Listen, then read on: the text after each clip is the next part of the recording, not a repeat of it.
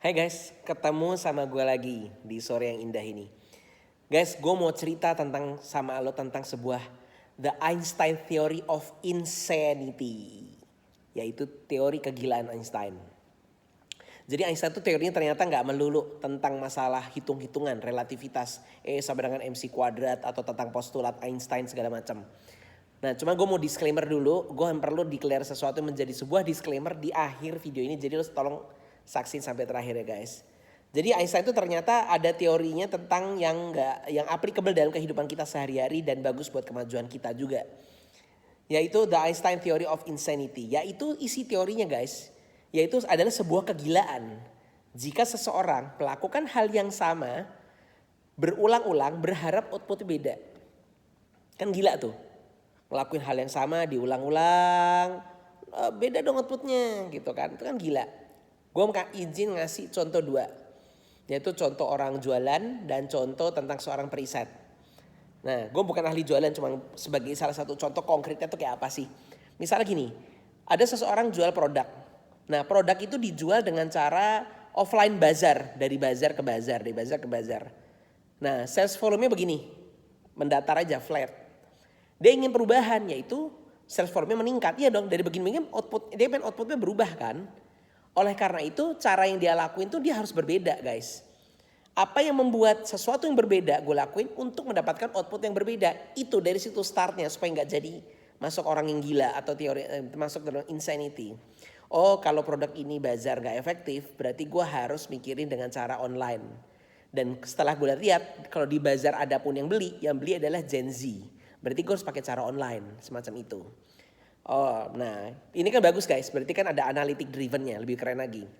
Nah, pakai cara online, nggak jalan juga. Mungkin produknya itu terlalu mahal untuk secara online. Misalnya ada orang nggak pernah bazar, nggak pernah pendekatan personal, murni dari online. Tapi salesnya kayak gitu juga. Berarti mungkin nih produk harus menggunakan cara offline. Karena kan ada produk-produk tertentu yang perlu purchasing power orang tertentu mahal.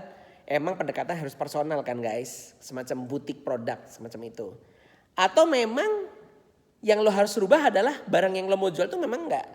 Harus cari barang lain bukan barang itu kali guys. Karena mungkin menuntut purchasing power orang yang gede. Which is mungkin in this economy nggak sebanyak itu yang mampu beli seperti itu. Cara kedua, contoh kedua, periset. Seorang riset radiofrekuensi cyber elektromagnetik ahli sinyal misalnya. Nah kayaknya ada deh guys orang Indonesia itu yang kayak begitu tuh. Dia pakai bahasa Inggris, ada channelnya juga. Kalau lo ingat kasih tahu namanya guys ya. Nah dia berusaha meriset sebuah sinyal. Tapi sinyalnya itu ketika dia coba pakai komponen signaling processingnya. Ada A, terus ada antena B. Itu gak mendapatkan sinyal. Jadi dia ingin berubah outputnya. Yaitu dari gak ada sinyal jadi ada sinyalnya untuk dia teliti. Nah dia lakuin hal yang sama, nge-restart laptopnya doang terus menerus. Kan gila gak bakal dapat sinyal itu guys. Dia harus melakukan yang berbeda apa? Oh mungkin antenanya gak bisa indoor, gak cukup sensitif. Karena sinyalnya dari satelitnya mungkin perlu lebih sensitif kalau di luar. Dia harus pindahin antenanya di luar. Dipindahin antena di luar tetap gak dapat sinyal. Oh mungkin gue perlu beli antena yang berbeda atau gue tambahin komponen namanya low noise amplifier. Semacam itu guys. Kalau lo pengen outputnya berbeda, lo harus tanya what is the thing that cause me to do something different that lead to that output that different things gitu. Semacam itu guys. Nah yang gue mau disclaimer sama lo guys adalah bahwa ada yang mengatakan bahwa tidak ada evidence proof. Tidak ada strong proof bahwa Einstein pernah berbicara seperti ini gitu. Istilahnya omongan Einstein ini gak sahih. Einstein pernah berbicara seperti ini guys. Tapi however nevertheless itu kan manfaat ya guys buat kita kan guys. Semacam itu guys.